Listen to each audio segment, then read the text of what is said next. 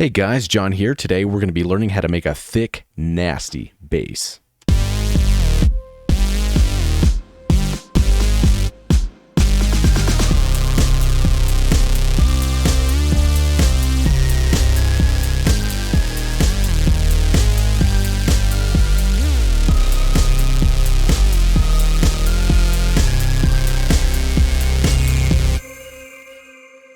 Alright, so that's what that sounds like in context, and this is what the bass sounds like just by itself.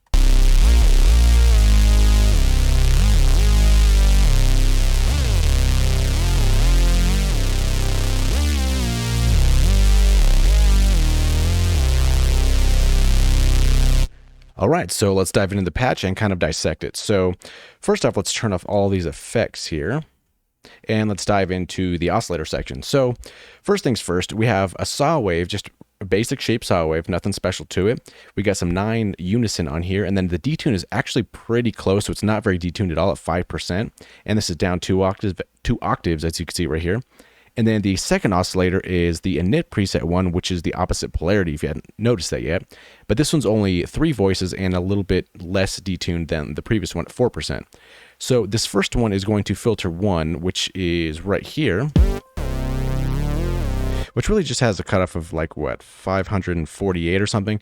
So all these 9 voices are getting a lot of the highs chopped off. But then the second oscillator, which is going to be carrying the highs, is going to filter 2, but that's off, and that's just going to effect. So it's kind of by itself. So this is just oscillator 1.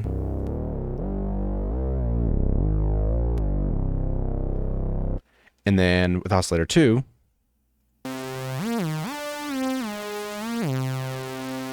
it's kind of doing that. And then together,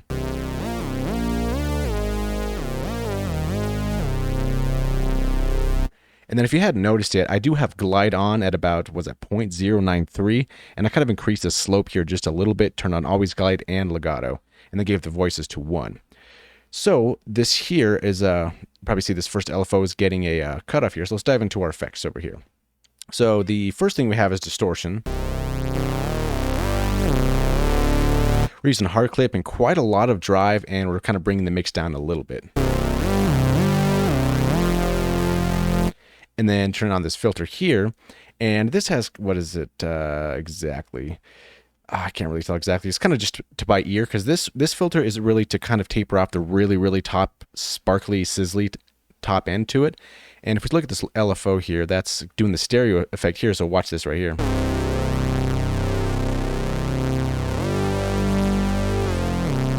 So it's kind of just moving it really fast at 16th notes on the trigger mode.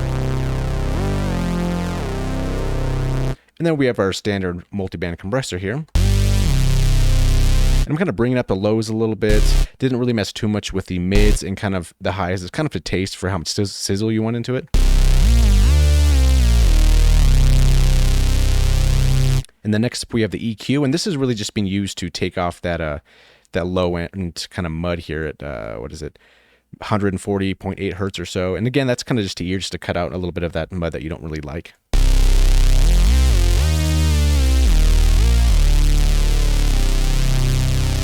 And then the delay is kind of just to fill it up so it's not as instantly cut off once the note ends, which is why there's just a little bit of release.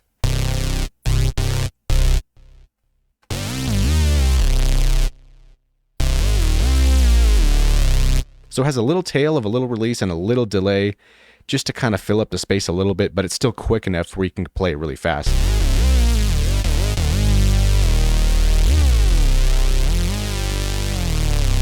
Those slides are also pretty fun to do.